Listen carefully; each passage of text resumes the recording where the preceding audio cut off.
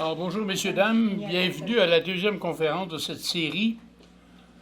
Quand je fais des recherches dans l'histoire pour essayer de trouver des sujets intéressants, ça arrive très peu souvent qu'on trouve des sujets qui sont un peu drôles. Là, pour le premier, j'en ai trouvé un qui était rigolo, vous allez voir. Alors, le procès cocasse du peintre Douanier Rousseau qu'on voit ici à l'écran. Qui était ce personnage?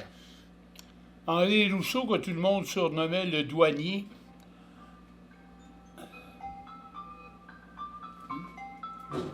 Téléphone? Je pensais que c'était la musique. Excusez-moi. J'avais dû le laisser dans le retour. J'ai oublié.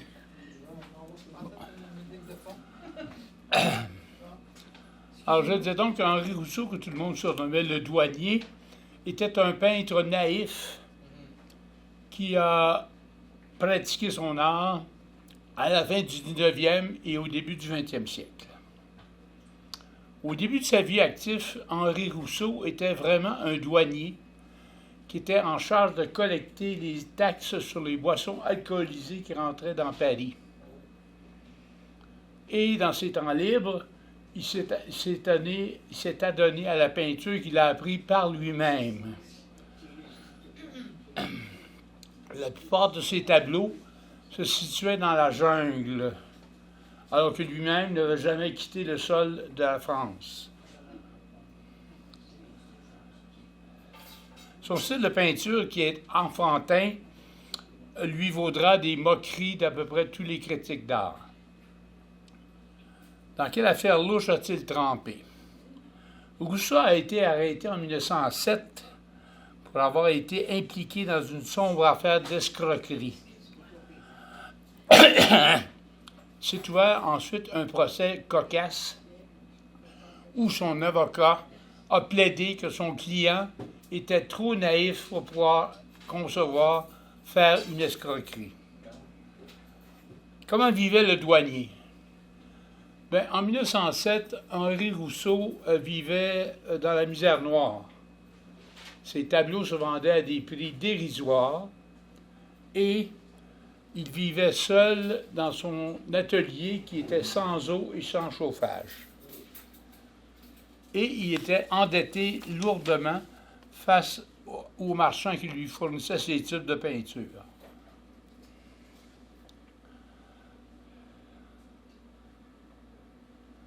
Alors, il a fait la connaissance d'un jeune homme parce que une fois par semaine, il se réunissait pour faire de la musique dans un groupe. Ce jeune homme-là était un ancien employé de la Banque de France et c'est lui qui lui a proposé cette escroquerie. Quel était le plan de ce vol? Le plan était d'encaisser des chèques sans fonds en utilisant un faux document. C'est ainsi que le 9 novembre 2007, Rousseau se présente à une succursale bancaire de la région parisienne et il retire 21 000 francs en utilisant le faux document, évidemment. Il en garde 1 000 pour lui-même et remet 20 000 à son complice. Mais l'arnaque est vite repérée et les deux copains sont mis sous arrêt. Comment a débuté le procès?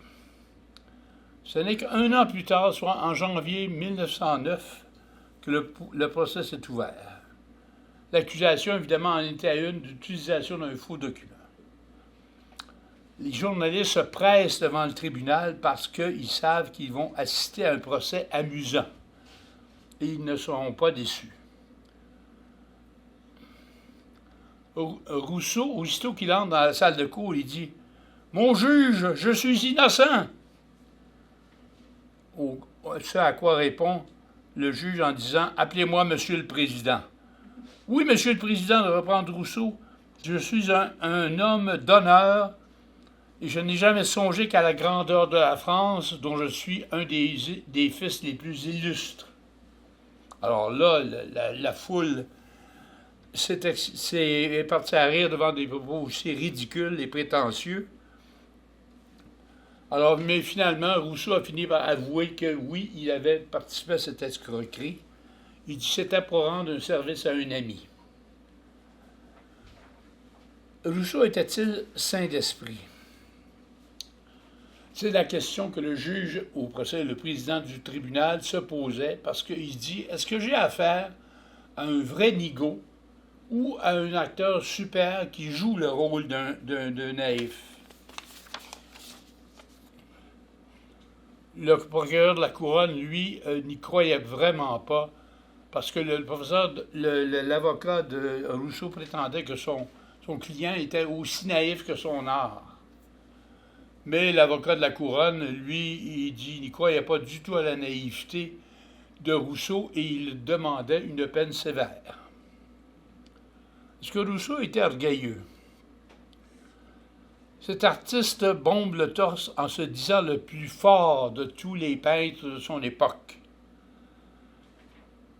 Il s'est inventé une vie d'aventurier prétendant qu'il était allé passer 7 ans au Mexique, ce qui lui a inspiré ses toiles de jungle. Un jour, des plaisantins lui ont fait parvenir une supposée invitation de la part de l'Élysée, disant que le président de la République voulait lui remettre la médaille du commandeur de la Légion d'honneur. Alors, Rousseau, qui était orgueilleux comme ça se peut pas, croyait que c'était amplement mérité et il est tombé dans le panneau. Curieuse de défense par son avocat. Alors, comme j'ai dit tantôt, pour essayer de le disculper, son avocat le présente comme un personnage comique, crédule et manipulable. La naïveté de ses tableaux serait une preuve irréfutable de son innocence. Quel sera le verdict de ce procès cocasse? Alors que le procès n'est pas terminé et que le verdict n'est pas encore rendu, Rousseau demande tout haut à son avocat en pleine cour, « Est-ce que c'est bientôt fini? Est-ce que je vais pouvoir rentrer chez moi? »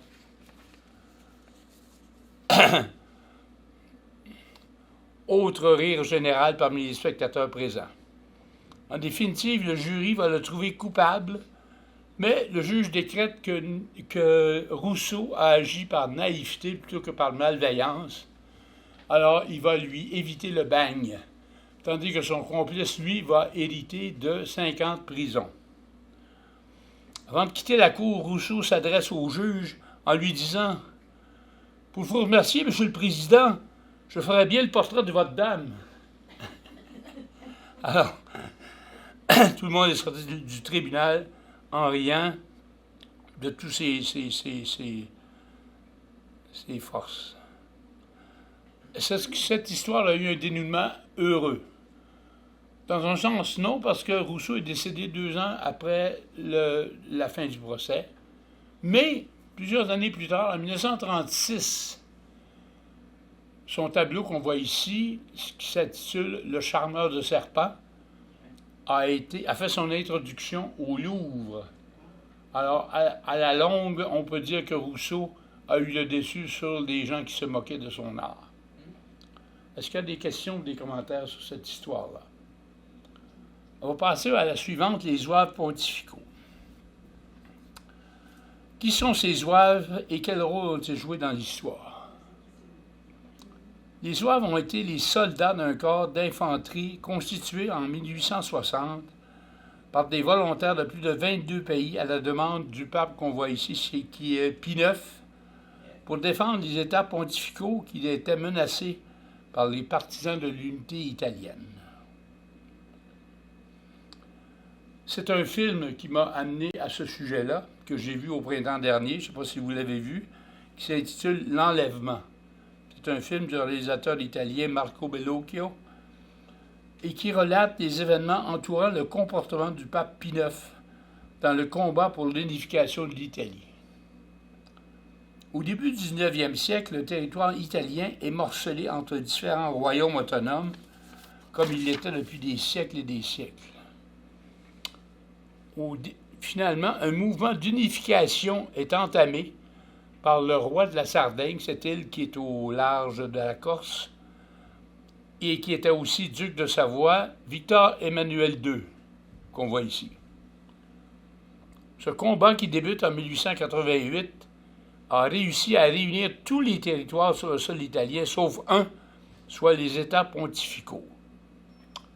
Ce grand territoire qui se trouve, c'est le territoire en rose sur la carte, ça appartenait au pape. Tout ce territoire, c'est immense, c'est le tiers de l'Italie environ. Alors, le pape, en plus d'être le chef de l'Église catholique, était aussi le gouverneur civil du tiers de l'Italie.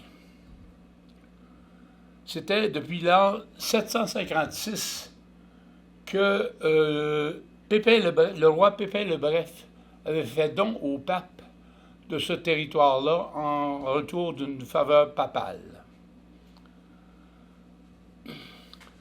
Quel type d'homme était donc le pape Pie IX? Pour revenir au film L'Enlèvement, est-ce qu'il y en a qui l'ont vu? Non. Celui-ci nous apprend que Pie IX va verser dans un mouvement intégriste alors que son pouvoir temporel menace de se fissurer. Le film s'ouvre sur la scène de l'enlèvement qui se passe à Bologne. Vous voyez, Bologne, c'est dans le nord des États pontificaux. Bonjour, Lucette. Sur les ordres du pape, des gendarmes se présentent chez une famille juive de Bologne pour leur enlever leur fils de 6 ans, Edgardo.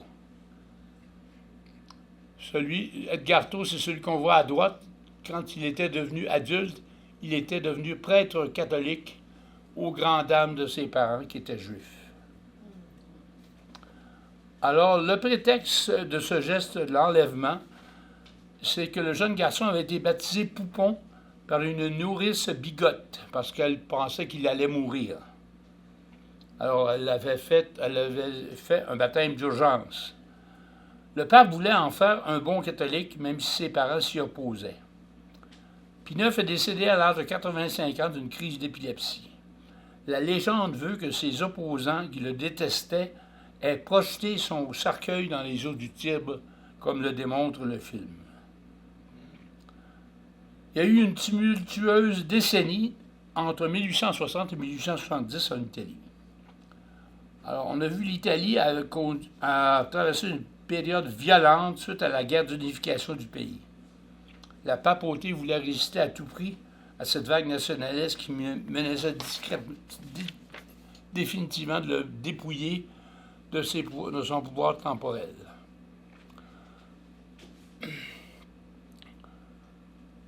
Pris de panique, le pape Pie IX fait donc un appel aux armes au pays de la chrétienté. En tout et partout, c'est un peu plus de 10 000 personnes qui vont aller rejoindre les soldats du pape. Au Québec, c'est Monseigneur Bourget, évêque de Montréal, qui va chercher à recruter des zouaves pour aller défendre le pape. Le recrutement donna 508 zouaves au total au Québec, qui sont regroupés en 7 contingents. Et en 1868, il y a 388 de ces 508 zouaves qui vont faire le voyage vers Rome, bien décidés à verser leur sang pour sa sainteté. Mais, hélas, ils arrivent trop tard pour ce faire. En effet, confronté à une armée de 60 000 hommes, le pape avait capitulé et ordonné à ses troupes de se rendre. Aucun zouave n'a donc dû verser de son sang. Quel sort attendaient les zouaves à leur retour au pays? Eh bien, les zouaves ont été accueillis en vrais héros, même si leur mission avait été complètement inutile. Un peu plus tard, le gouvernement a voulu reconnaître leur engagement en leur offrant à chacun un lopin de terre près du lac Mégantic. Les nouveaux colons s'organisent et fondent un nouveau village qu'ils appellent Piopolis, en l'honneur du pape Pie IX. Le déclin et la disparition des zouaves québécois. Les descendants des zouaves se regroupent en un genre d'association sociale, un peu comme le Club Richelieu ou les Lions, pour encourager les sports et les amusements chez les jeunes. Ils commanditent des équipes de crosse, comme on voit ici, ou de hockey, dont les noms sont les zouzous, comme dans Zouave. C'est en 1984 que leur dernière activité a été d'accueillir le pape Jean-Paul II lors de sa visite à Québec lorsque 100 hommes lui ont rendu les honneurs militaires. Maintenant, les Zouaves font partie du folklore québécois car ils n'ont pas survécu à la Révolution tranquille. Quand on dit « fais pas ton Zouave », ça veut dire « ne te rends pas ridicule ». Y a-t-il une différence entre les Zouaves pontificaux et les gardes suisses du pape? Plusieurs personnes confondent les deux et c'est compréhensible. Les gardes suisses sont au nombre de 135 et ils sont tous de nationalité helvétique. Au début du 16e siècle, les mercenaires suisses marchent sur Rome pour se mettre au service du pape Jules II. Depuis ce temps, la plus petite armée du monde est responsable de la protection du pape, de sa résidence et des frontières du Vatican, le plus petit État au monde. Est-ce qu'il y en a qui ont vu le film récent à Babouiné? Oui. Bon, dans le film, le réalisateur confond les gardes suisses en zouaves. C'est une licence poétique qu'on peut lui permettre, mais je lui avais fait remarquer que ce n'était pas tout à fait la réalité. Mais je comprends que c'est plus coloré dans un film de monter des... Aussi, il y avait des habits colorés. Pardon? Les Zouaves pontificaux aussi, il y avait des habits colorés. Ouais, mais moins que je pense. En tout cas, Okay. à mon goût. Est-ce qu'il y a des commentaires ou des questions sur les Zouaves pontificaux? Ben, c'est ça, ils étaient dans les églises à certaines fêtes. Oui. Quand j'étais enfant, là, je me souviens de ça. Oh, oui, absolument. Alors, on les voyait, là. C'est fort possible. Ils participaient à des défilés, des choses comme ça. C'est ça. Ouais. Dans votre souvenir, ils sont habillés comment? Pardon? Ah, madame? Pardon. Dans votre souvenir, ils sont habillés Ben, comment? ils sont habillés semblables à ça. J'avais le souvenir de vert, rouge et doré, comme couleur des... Ah, mais ça m'étonne, dans votre cas, on a vu les photos, c'est plutôt gris et rouge. Circulés. Mais est-ce que ce qu'on a vu dans les photos, c'est la même chose qu'ils ont gardé pendant toute leur carrière de zouave? C'est à peu près ça. C'est Là. ça. Le souvenir que j'ai, c'était plus coloré que ça. Mais je peux Ah vous bon? compter un souvenir d'enfant, des fois, ça... Ben oui, c'est vrai. Fait que... D'accord. Ça fait longtemps que je ne suis plus une enfant. OK, on va passer au sujet suivant. René Lévesque, correspondant de guerre. Quel rôle a-t-il joué pendant la guerre? Au milieu de la Seconde Guerre mondiale, l'Office of War Information cherchait à recruter 450 hommes afin de se doter de reporters et de rédacteurs en prévision du grand débarquement en Normandie prévu pour juin 1944. René Lévesque, qui avait raté le poste de correspondant de guerre à Radio-Canada, car c'était déjà pris, ne perd pas un instant et parvient à obtenir un rendez-vous avec le responsable de l'Office à Montréal, M. Philip Robb. Parfait bilingue, Lévesque a obtenu le poste convoité et il va quitter Montréal pour Londres à bord du petit cargo français l'Indo-Chinois le 2 mai 1944. Quel travail a-t-il réalisé à partir de Londres? Installé à Londres, il est à même de constater toute la dévastation apportée par cette guerre. L'agence américaine de propagande lui demande de s'occuper d'un poste d'annonceur radiophonique à la Voice of America, qui diffuse partout en Europe.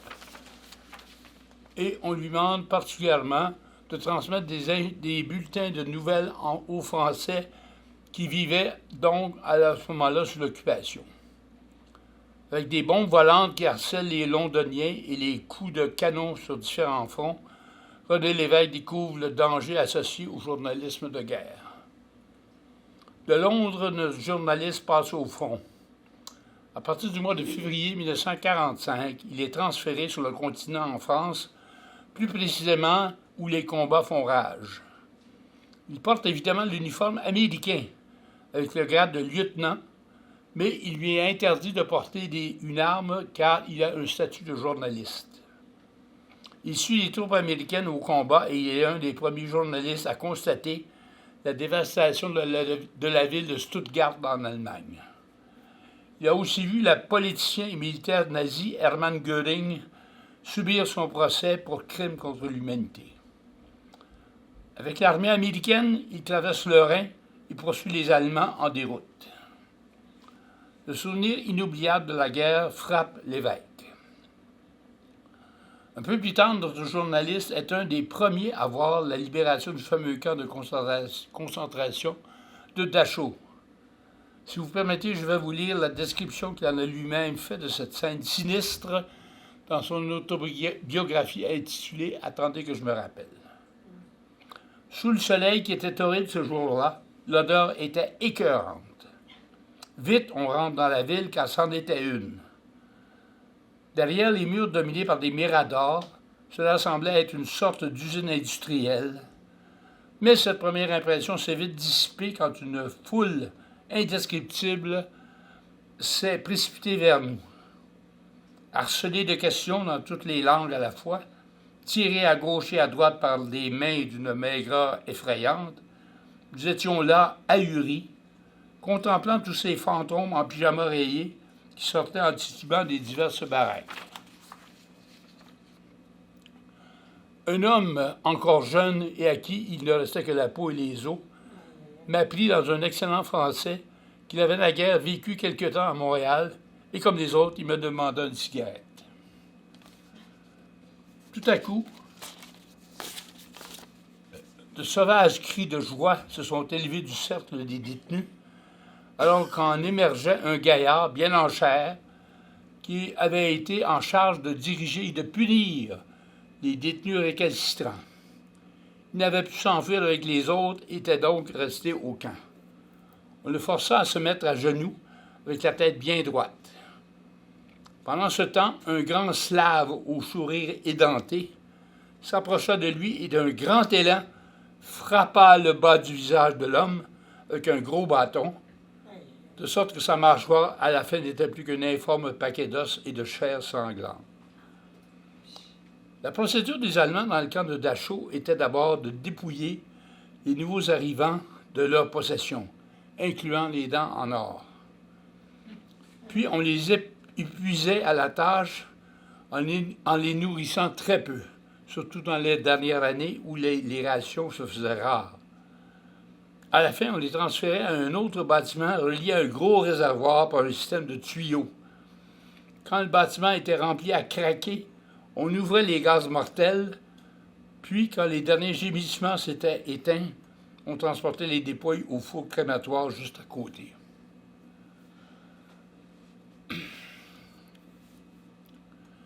Quelle leçon René Lévesque a-t-il tiré de la guerre? La guerre va amener l'évêque à nourrir une certaine tendresse envers les Américains, en opposition avec les Canadiens anglais, et elle a suscité en lui une extrême sensibilisation à la barbarie que peut produire un nationalisme extrême. Cette expérience va adoucir ses propres élans nationalistes sans toutefois les éradiquer. Toute sa vie, René Lévesque va demeurer un ardent défenseur de la tolérance et de la démocratie. Une autre guerre va ensuite l'attirer. Après la guerre, l'évêque rentre évidemment au pays et est aussitôt engagé par Radio-Canada, où il anime une émission au titre ironique « La Voix du Canada », destinée aux pays francophones à travers le monde. En 1951, le réseau d'État le délègue en Corée comme correspondant de guerre, la guerre qui était en cours depuis l'année précédente. Une photo le montre traversant à pied une rivière en territoire ennemi et portant sa précieuse enregistreuse au-dessus de sa tête en allant en direction d'un bataillon d'infanterie canadien. Sa dernière période de journalisme.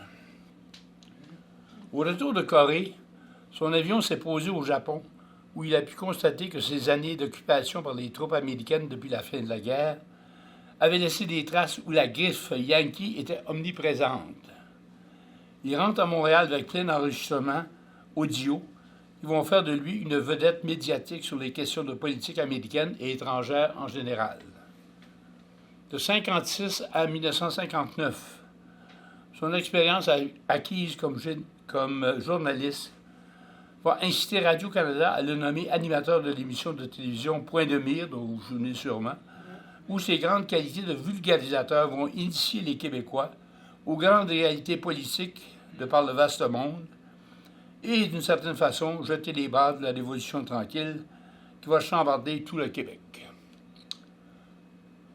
Le prochain sujet va peut-être vous étonner, mais il y a déjà eu une menace nazie sur le Québec, qui était de deux ordres. Il y avait une menace qui venait de l'extérieur et une menace qui venait de l'intérieur. La menace extérieure, c'était dû à la présence de sous-marins allemands au large de la Gaspésie et dans le golfe du Saint-Laurent. Et la menace interne, ça venait du Parti fasciste canadien qui était sous la direction de Adrien Arcan. On n'est pas fiers de ça. Là. Adrien Arcan, c'est un Québécois. Pardon? Adrien Arcan, c'est un Québécois. Bien sûr. Il s'est même présenté dans le comté de Berthier-Masquinongé. Bon, OK. En tout cas, on va voir ça tantôt. On va commencer par la menace externe sur le Québec. Dans un premier temps, on va traiter des activités de la marine allemande dans nos eaux. Hitler et le Troisième Reich avaient planifié de longue main leur intervention militaire avant de déclencher les hostilités de la Seconde Guerre mondiale. Déjà en 1937, ayant appris que l'île d'Anticosti était à vendre, Hermann Göring, commandant en chef de l'aviation allemande et un des bras droits d'Hitler, a démontré un intérêt pour acheter l'île, prétextant qu'il voulait y faire de l'exploitation forestière. Installer une base pour les redoutables sous-marins U-boats sur cette île aurait été un coup de maître dans les stratégies de la guerre pour contrôler la riposte américaine et canadienne qui était prévisible. Quand on sait l'immensité du commerce qui transite par le réseau des Grands Lacs et du fleuve Saint-Laurent, cette stratégie allemande aurait été géniale car elle aurait pu ainsi contrôler tout le ravitaillement des troupes alliées en Europe. Mais Maurice Duplessis, qui était premier ministre du Québec à ce moment-là, a refusé qu'on vende l'île d'Anticosti à des intérêts étrangers et c'est ainsi que M. Göring s'est retrouvé le bec à l'eau. Mais, même sans cet atout, la marine allemande a été très active dans les eaux du Québec avec ses U-boats qui sont approchés jusqu'à 350 km de la ville de Québec. Leur zone d'activité s'est concentrée surtout au large de la Gaspésie et de la baie des Chaleurs.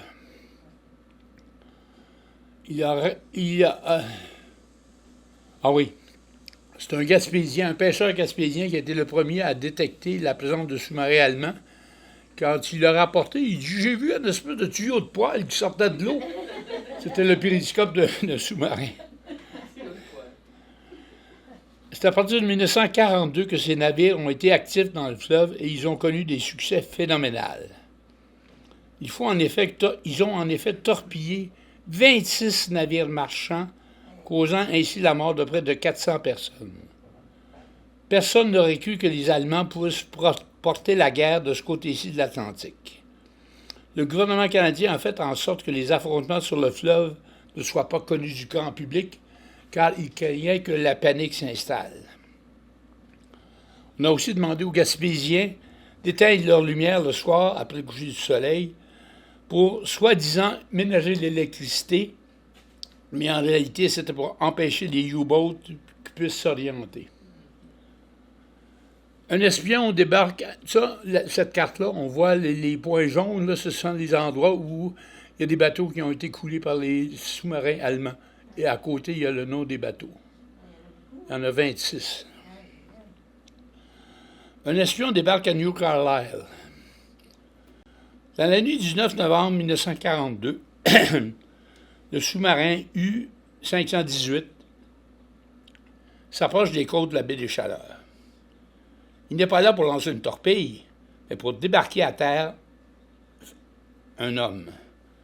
Les marins montent dans un canot pneumatique et à quelques kilomètres de New Carlisle, le village natal de René Lévesque, ils viennent déposer un agent de renseignement, autrement dit un espion. Son nom, comme on voit à l'écran, c'est Werner von Janowski. Il fait partie du service de renseignement des forces allemandes et il a commission de se rendre à Montréal pour contacter Adrien Arcan, qui était alors le chef qui se proclamait lui-même le Führer canadien. Comment l'espion est-il démasqué? Alors, l'Allemand marche en direction de New Carlisle et arrive aux portes d'un hôtel. Il demande à louer une chambre sous un nom d'emprunt, évidemment. La préposée de l'hôtel remarque qu'il sent mauvais, ce qui est compréhensible car les conditions d'hygiène à bord d'un sous-marin ne sont pas optimales. Il dit qu'il est arrivé par autobus le matin même à New Carlisle. Or, ce matin-là, il n'y avait pas d'autobus à New Carlisle. En plus, il sort de sa poche un billet de $1 canadien qui n'était plus en circulation depuis bien des années. Le format du billet avait changé à cette époque-là. Finalement, il quitte l'hôtel pour aller prendre le train à la gare. La police provinciale avait été informée de la situation et c'est l'agent Alphonse Duchesneau qui, à la dernière minute, a monté dans le train au moment où il quittait la gare. Quand le policier lui a demandé d'ouvrir sa valise, l'homme, qui prétendait être un vendeur de radio en provenance de Toronto, craque et avoue qu'il est un espion au service de l'Allemagne. Cet espion sera finalement expédié en Angleterre, où il collabora avec les services britanniques de contre-espionnage, et c'est ainsi qu'ils pourront capturer plusieurs autres espions allemands. Qu'en est-il de la menace venant de l'intérieur du Québec? Cette menace venue de l'intérieur du Québec se résume en un mot, Adrien Arcan. OK, 2 mots. Cet individu aux idéaux politiques, sociaux et culturels antisémites est celui qui a fondé et dirigé le Parti national social chrétien, auquel 1500 personnes ont adhéré. La montée du fascisme pendant les années 1930 dans plusieurs pays d'Europe était sans doute due à la crise économique qu'on a appelée la Grande Dépression. Les gens avaient perdu leur emploi, leurs économies, et plusieurs même étaient affectés par la faim. Pareille situation était propice à l'éclosion de théories politiques aussi désespérées que farfelues. Le fascisme était l'une d'elles, en attribuant aux Juifs la responsabilité de la crise économique. La montée du fascisme au Québec et ailleurs. Comme d'autres aux États-Unis et en Europe, les Québécois ont été frappés par cette épidémie de la propagande anti-juive de la part du parti d'Arcan et jusqu'à un certain point par le clergé catholique local. L'archevêché et les 90 curés du diocèse de Québec alimentent la propagande antisémite en prenant comme bouc émissaire le marchand juif originaire d'Ukraine, Maurice Polak, qui était arrivé au Québec en 1902 et qui tenait donc depuis 40 ans un magasin à Raya sur la rue Saint-Joseph à Québec. Le clergé répétait sans cesse ce slogan: « L'argent que vous dépenserez chez Maurice Polak servira aux communistes pour combattre le christianisme. » Toute personne qui achetait dans ce magasin était susceptible d'être excommuniée.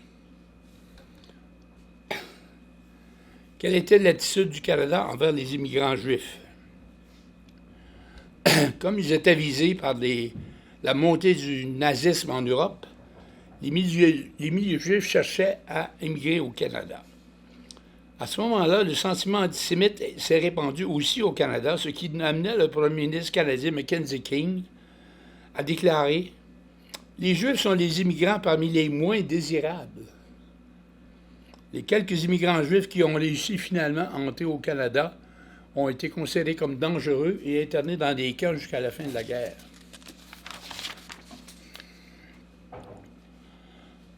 Même le quotidien de la ville de Québec, l'Action catholique, va donner son appui au mouvement antisémite. Adrien Arcan correspondait régulièrement avec ses homologues en Europe. Il n'était pas rare, dans les années qui ont précédé la guerre, de croiser au Québec des gens arborant l'uniforme nazi garni de la swastika ou la croix gammée. Je pense que dans la série Les Cormorans, il y avait un personnage qui justement était un nazi, il portait l'uniforme nazi. Adrien Arcan a été mis sous arrêt le 30 mai 1940 et accusé d'avoir comploté pour renverser le gouvernement canadien. Il sera envoyé dans un camp d'internement de Petawawa jusqu'à la fin de la guerre. Libéré, il va continuer ses activités politiques et il sera candidat lors de 2 élections fédérales. En 1949, il se présente aux élections dans le comté de Richelieu-Verchères, où il recueille 5600 votes. En 1953, il arrive second avec 39% des votes dans le comté de Berthier-Maskinongé. Le dernier acte de son défunt parti s'est déroulé lors d'un rassemblement au centre Paul Sauvé, en présence de 800 de ses partisans. Le Québec a-t-il été plus fasciste que d'autres? Si on compare le Québec avec ses voisins américains, je serais porté à dire que non. Un mouvement de même nature, mais d'une bien plus grande ampleur, s'était installé de l'autre côté de la frontière. Ce mouvement était apparu chez eux en 1936 et avait comme objectif de répandre l'idéologie nazie aux États-Unis et créer une copie américaine du parti nazi allemand. Le point culminant de cette organisation s'est tenu en février 1939 au Madison Square Garden qu'on voit ici, où il y a eu 22 000 membres du parti, tous en uniforme nazi, qui s'étaient réunis, entourés des drapeaux américains et des drapeaux allemands. C'est quelque chose, 22 000 personnes. À son apogée, ce parti avait organisé 20 camps pour endoctriner les jeunes à l'idéologie nazie. On voit les drapeaux américains et les drapeaux allemands. Le Québec a donc vécu une période sombre de son histoire, à l'époque où le fascisme était en vogue, mais ce mouvement est toujours demeuré largement minoritaire, la démocratie ayant toujours été prédominante. Toutefois, il faut rester sur nos gardes car on sait que l'histoire fonctionne par cycle et il n'est pas exclu qu'une telle idéologie revienne un jour. Est-ce qu'il y a des questions ou des commentaires? Je voulais juste ajouter qu'il a habité donc à Lanoret, Oui. Arcan, sur la rue Lac-Duc, pour ceux qui connaissent le coin. Oui. Et donc, c'était tout près du fleuve. Et puis, les gens qui ont eu la maison par après disent, et la rumeur est persistante, qu'il y avait un couloir souterrain pour se rendre au fleuve. Puis il y avait en permanence une chaloupe qui était là, de sorte que s'il y avait à évacuer rapidement, il pourrait le faire en prenant la chaloupe. Je pensais que vous alliez dire qu'il y avait un sous-marin qui l'attendait. Non, ça allait pas. L'histoire va pas jusque-là. Non. Mais on raconte par contre qu'il y avait dans une île au large, en allant vers la Valtrie, qu'ils appelaient l'île Rouge parce qu'il y aurait eu des tueries qui auraient été faites là en lien avec le fascisme. Et puis, Ah bon? mais ça, c'est... Une rumeur.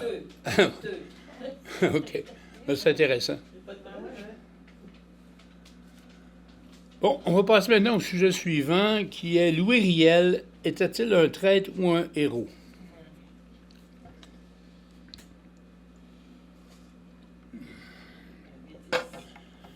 Louis Riel a été le porte-parole des Métis de l'Ouest canadien et il a été connu comme étant le fondateur du Manitoba. Il a terminé pendu le 16 novembre 1885 à Regina.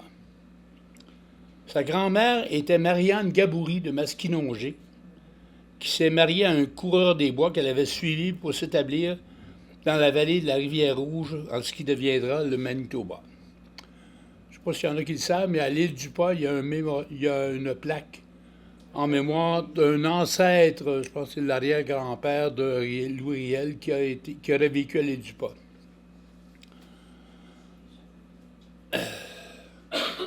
Qui étaient les Métis? Les Métis sont un peuple d'origine autochtone et européenne. C'est-à-dire que c'était un mélange des coureurs des bois qui épousaient des Amérindiennes et qui fondaient donc des familles métissées. Ils sont un des 3 peuples autochtones reconnus au Canada. Bien que le gouvernement canadien a marginalisé les Métis après 1885, soit l'année de la pendaison de Riel, ceux-ci seront reconnus comme un peuple autochtone disposant des droits contenus dans la Constitution canadienne.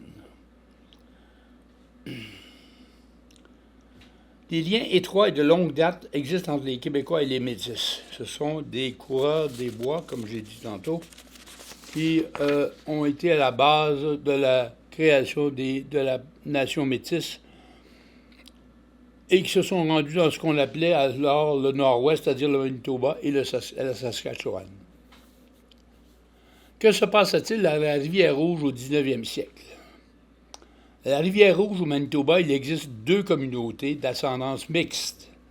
Une importante population de métis catholiques et francophones, tandis qu'il y a un autre groupe qui s'appelle les Sans-Mêlés, qui étaient des anglophones et de foi anglicane. C'est dans la région de la Rivière-Rouge et dans les prairies de l'Ouest que les Métis commencent à faire leur marque dans l'histoire. Quel était le gagne-pain des Métis? En 1810, les Métis sont reconnus comme des chasseurs de bisons. À cette époque, il y avait deux grosses compagnies qui contrôlaient le commerce des fourrures. Il y avait la Compagnie de la baie d'Hudson et la Compagnie du Nord-Ouest. Les Métis approvisionnaient cette dernière en fourrure, la Compagnie du Nord-Ouest. À mesure que cette compagnie étend ses activités au-delà de l'Athabasca, la région de la Rivière-Rouge devient un centre d'approvisionnement essentiel pour cette compagnie qui était basée à Montréal. En 1811, le duc de Selkirk signe une entente avec la Compagnie de la baie d'Hudson pour fonder la colonie écossaise d'Assiboya, qu'on voit sur la carte, en vue d'approvisionner cette entreprise. Les Métis voient cette colonie comme une menace directe au commerce de la Compagnie du Nord-Ouest et donc à leur propre survie. Depuis, le gouverneur leur interdit de chasser le bison à cheval. Comment les Métis se dépêtrent-ils dans ce conflit? En 1821, tous les conflits entre les deux compagnies sont momentanément résolus car elles décident de fusionner. De 1821 à 1870, la population de la Rivière-Rouge continue à montrer ses origines doubles. D'une part, Montréal, les Grands Lacs, les Prairies, la Compagnie du Nord-Ouest. De l'autre côté, l'Angleterre, les Écossais avec la Compagnie de la baie d'Hudson et la terre de Rupert. Cette dernière était un immense territoire, qu'on voit en violet, autour de la baie d'Hudson. Certains soutiennent que les deux groupes qui cohabitaient à la Rivière-Rouge s'entendaient bien. À preuve, les mariages mixtes entre les deux communautés et la participation commune à la chasse au bison. Ça, c'est entre les Métis et les Sans-Mêlés. D'autres, au contraire, mettent en lumière la division entre les catholiques francophones et les anglophones protestants. Malgré les tensions et les liens, la population grandissante est de plus en plus considérée comme un groupe racial distinct. Tout au long des années 1840 et 1850, les Métis défient le monopole administratif et commercial de la Compagnie de la baie d'Hudson à la Rivière-Rouge. En 1849, par exemple, les Métis vont aller perturber le procès de Pierre-Guillaume Sayer, qui voulait mettre fin à ce monopole et ouvrir la voie au libre-échange avec les États-Unis notamment. Comment le Canada vient-il à bout des Métis? 3 ans après la Confédération du pays, donc en 1970, le gouvernement canadien achète de la Compagnie de la baie d'Hudson le territoire du Nord-Ouest et la terre de Rupert pour construire le chemin de fer transcontinental qui va permettre de peupler l'ouest du pays. La terre de Rupert était cet immense territoire, comme je vous ai montré tantôt, que leur avait accordé Sa Majesté britannique. Chez les Métis, on se demande bien comment cette compagnie a pu devenir propriétaire du Nord-Ouest, alors que c'est les Métis et les autres Autochtones qui peuvent revendiquer ce territoire en tant que descendants de ses premiers habitants. Les chefs Métis et Louis Riel élaborent des méthodes pour résister à cette transaction et ils mettent en place plusieurs assemblées publiques. Le conflit armé que cette résistance va engendrer va s'appeler la rébellion de la Rivière-Rouge. La répression des Métis va en s'accentuant. Le fait que les arpenteurs du gouvernement tentent de cartographier la Rivière-Rouge sans tenir compte des propriétés de ses résidents va entraîner la création du Comité national métis et d'un gouvernement provisoire à la fin de la décennie. Comment Louis Riel va-t-il prendre les choses en main? Étant choisi comme leur chef, Riel va s'empresser de consolider l'alliance entre les Métis, les Sans-Mêlés et les anciens colons britanniques. Ces 3 groupes forment un gouvernement provisoire en mars 1870. ce gouvernement envoie une délégation à Ottawa pour négocier l'entrée de la Rivière-Rouge dans la Confédération. Les négociations ont abouti par la création de la province du Manitoba. La promesse de protéger les terres des Métis et le contrôle local et linguistique est acquis après des négociations menées par Louis Riel. Comment Ottawa a dupé les Métis? Il semble bien que cette entente ait été un marché de dupes, car Ottawa n'a pas respecté les ententes convenues. Les Métis ne recevront jamais les terres promises. Les troupes et les nouveaux colons affluent pour s'établir au Manitoba et sont en général hostiles envers les Métis. Beaucoup de ces derniers sont battus par les nouveaux arrivants. Sur une population d'environ 10 000 personnes du groupe des Métis au Manitoba en 1870, plus des 2 tiers vont fuir la province dans les années qui vont suivre. Certains partent vers le sud, c'est-à-dire vers le Minnesota. Et là, je fais un rappel de ma dernière conférence sur la diaspora francophone en Amérique. J'ai parlé de la colonisation du Minnesota par des Métis qui venaient du Manitoba, justement à cause de ça. Alors, ils avaient quitté le Manitoba, ils sont allés au Minnesota, où ils ont rencontré des colons québécois. Alors, les deux, ensemble, ont créé l'État du Minnesota. Tandis que d'autres ont émigré vers les colonies métisses établies autour d'Edmonton, dans l'Alberta. Le sort de Louis Riel va se conclure en Saskatchewan. À mesure que la communauté métisse de la Saskatchewan s'agrandit suite à l'exode du Manitoba, et plusieurs d'entre eux cherchent à clarifier leur titre de propriété auprès du gouvernement canadien, celui-ci ignore les préoccupations des Métis car il est en train de mettre la main sur les terres pour le tracé du train vers l'ouest. Comme les Métis de la Saskatchewan sont profondément frustrés, ils prennent les armes sous le commandement de Louis Riel et de Gabriel Dumont, qu'on voit ici. La bataille de Batoche, au printemps de 1885, est l'affrontement qui va déterminer la victoire définitive des troupes canadiennes supérieures en nombre et en armement sur les Métis et leur chef Louis Riel, menant à la chute de son gouvernement. Comment John A. Macdonald a-t-il traité Louis Riel? La pendaison de Riel le 16 novembre 1885 a mis un terme aux efforts héroïques des Métis de l'Ouest pour défendre leur culture catholique et francophone contre le rouleau compresseur de la colonisation anglo-protestante dans l'Ouest. Né sur la Rivière-Rouge, Louis Riel avait reçu son éducation à Montréal chez les pères de Saint-Sulpice du Collège de Montréal. Après avoir occupé un emploi à Montréal puis à Chicago, il rentre en Saskatchewan. Suite à la bataille de Batoche, Riel est mis sous arrêt. Les Métis sont massacrés et leurs maisons sont saccagées et pillées par les troupes largement supérieures du gouvernement. Le premier ministre canadien va profiter de l'affrontement de Batoche pour porter des accusations de haute trahison contre Louis Riel envers la couronne britannique.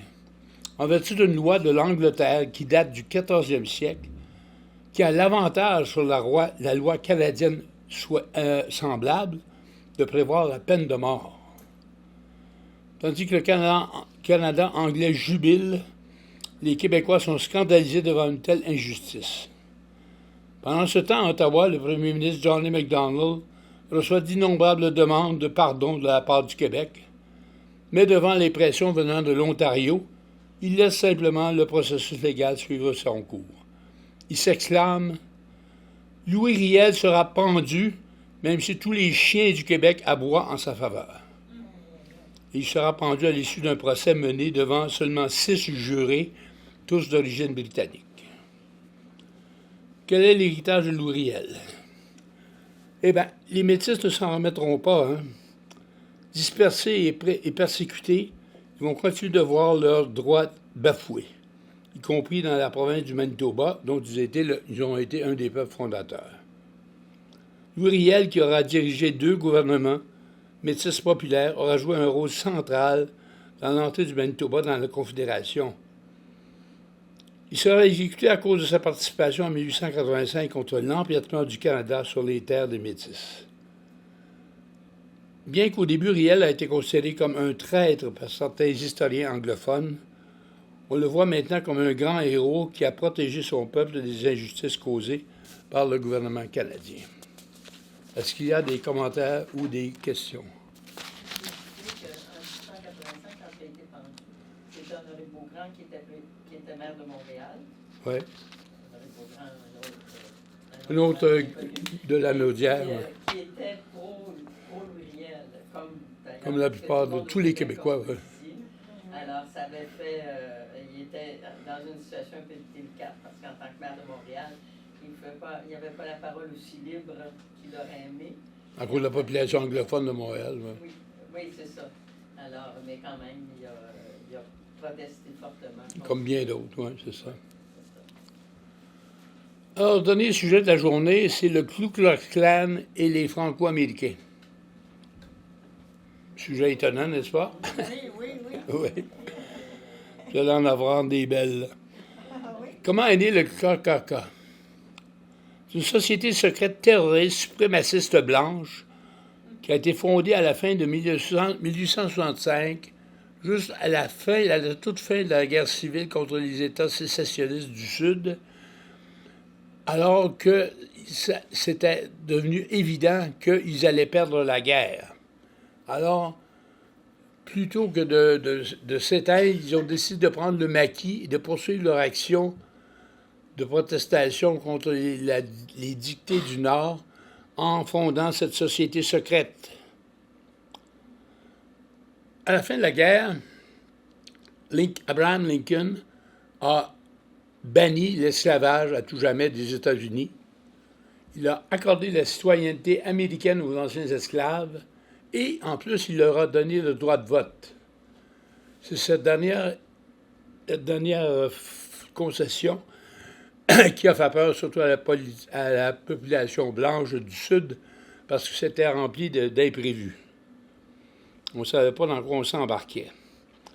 Alors, ils ont donc, le KKK a commencé à faire des activités contre la population noire américaine. Alors, ils vont faire des assassinats, des lynchages, des attentats, des viols, des tortures, des enlèvements. Et ils vont brûler, évidemment, la croix pour apeurer les Noirs. Et ils vont brûler des écoles et des églises de la communauté noire du Sud. On reconnaît facilement les membres du KKK car ils portent une capuche blanche pointue sur la tête et se drapent d'une grande tache blanche. Ça, c'est une chose. Maintenant, il y a une xénophobie qui s'est installée en Nouvelle-Angleterre. Durant les années 1880 et 1890, certains éléments de la presse américaine laissent sous-entendre que l'Église catholique a envoyé des Canadiens français en Nouvelle-Angleterre dans le but de faire renaître la Nouvelle-France. Cette théorie du complot prétend que les Canadiens français cherche à prendre le contrôle politique de la Nouvelle-Angleterre et d'annexer le nord-est des États-Unis à une nouvelle nation appelée Nouvelle-France. Alors que ces pauvres Québécois qui descendaient en Nouvelle-Angleterre, c'était simplement pour gagner leur vie et éviter de mourir de faim. Les églises protestantes ont réagi à ces allégations par des efforts bien financés pour convertir les catholiques. Oui, les protestants qui voulaient convertir les catholiques, la population catholique. Au protestantisme, oui, c'est ça. Les églises, dès lors, le KKK, qui est en recrudescence, commence à s'en prendre aux Franco-Américains. Malgré le fait que les propriétaires des nombreuses usines de textiles et de souliers qu'il y avait en Nouvelle-Angleterre, eux, continuent à engager plein de populations de Québécois qui se trouvaient compétents et dociles jusqu'à les années 30, jusqu'à la Grande Dépression. Alors, c'est très difficile d'intégrer une société fermée. L'intégration des Québécois à la société américaine n'a pas toujours été évidente. Ils ont subi de la discrimination, des moqueries, de l'hostilité et même de la persécution. Il arrivait que les jeunes Québécois grandissaient dans la honte de leur histoire nationale, de leur propre nom, de leur langue et de leur culture qu'ils étaient prêts à renier pour devenir de vrais Américains. Des publications comme le New York Times et le Harper's Magazine écrivaient des articles où on parlait des théories à l'effet que ces francophones étaient des arriérés, incapables de s'assimiler à la démocratie américaine et indifférents aux valeurs des États-Unis. C'était un discours très courant.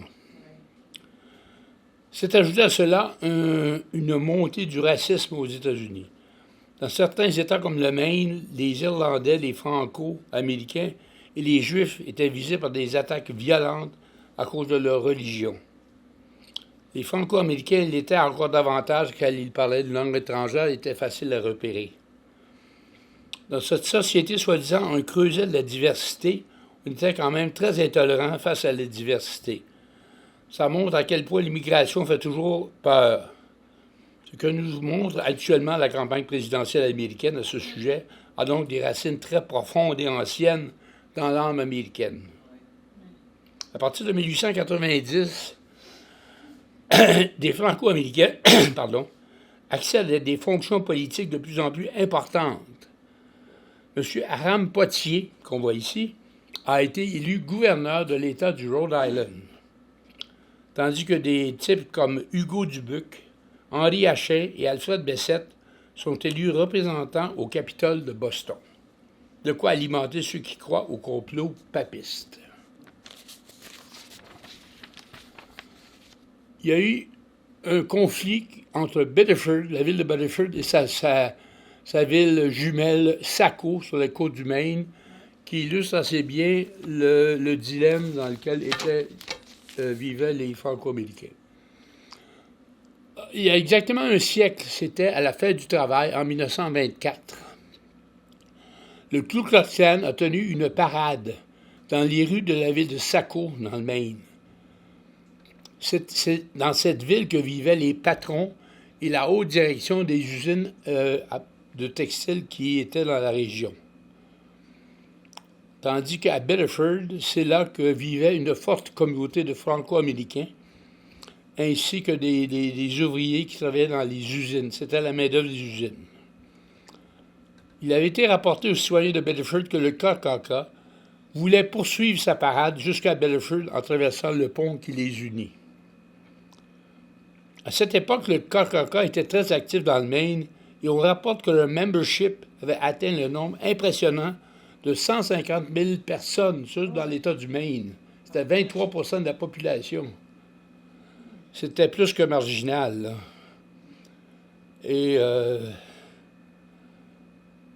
Et la communauté des francophones se sentait insécurisée quand une grande tranche de la population locale appuyait cette société violente et sans scrupules. La plupart des membres du KKK se trouvaient à Portland, à Lewiston et à Brewer. Comme il y avait très peu de Noirs dans le Maine, le KKK visait surtout les citoyens catholiques et francophones, qui étaient jugés inférieurs aux citoyens protestants, qui se considéraient, eux, comme les seuls vrais Américains. Dans certaines villes, l'opposition aux activités du KKK venait surtout des rangs des catholiques. Ce fut le cas à Biddeford en septembre 1924. Le KKK avait donc annoncé à l'avance son intention d'aller manifester à Biddeford pour narguer et peut-être effrayer la population franco-américaine. Le journal local, qui s'appelait La Justice, en avait fait état dans ses pages.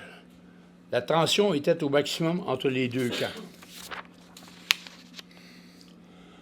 Le maire de Saco, qui semblait sympathique au KKK, avait dit « Si les jeunes voyous de Biddeford viennent chez nous pour faire le trouble, nous les accueillerons en conséquence. » Le maire de Biddeford, qui s'appelait M. Édouard Drapeau, quel beau nom pour un maire,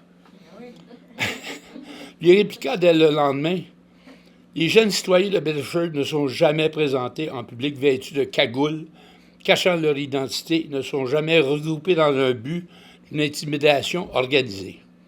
Quant à moi, je veux avertir les membres du KKK et leurs amis de rester dans le secteur de Saco à la fête du travail et pendant tous les jours qui vont suivre. » J'ai l'intention de mobiliser toutes les ressources sous mes ordres pour empêcher cette organisation illégale et vouée à la bigoterie de venir faire du grabuge à Biddeford. Est-ce que, sur la photo, là, est-ce qu'ils forment une croix? Oui. Oui, on dirait bien, hein? C'est une fascination qu'ils ont pour les croix. Le drapeau commanda à son chef de police de poster les forces nécessaires au pont pour empêcher le KKK de pénétrer dans Biddeford. Des milliers de membres de ce groupe étaient attendus pour cette manifestation, mais finalement, il n'y était que 300 personnes présentes. Les Franco-Américains et les Irlandais de Biddeford ont fait front commun devant cette menace, et c'est avec des cailloux, des pavés et des bâtons de baseball qu'ils attendaient les manifestants à l'autre extrémité du pont, sur la rivière Saco. Les Franco, aidés des Irlandais, décidés à protéger leur ville, ont effrayé les manifestants qui ont tourné les talons et ont retraité dans Saco.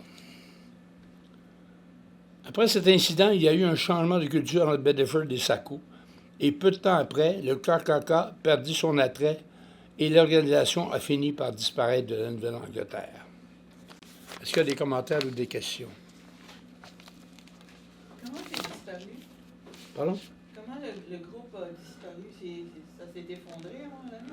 Bien, quand je pense qu'ils ont vu qu'ils avaient de la résistance de la part des Franco-Américains, comme l'incident de Biddeford l'a démontré.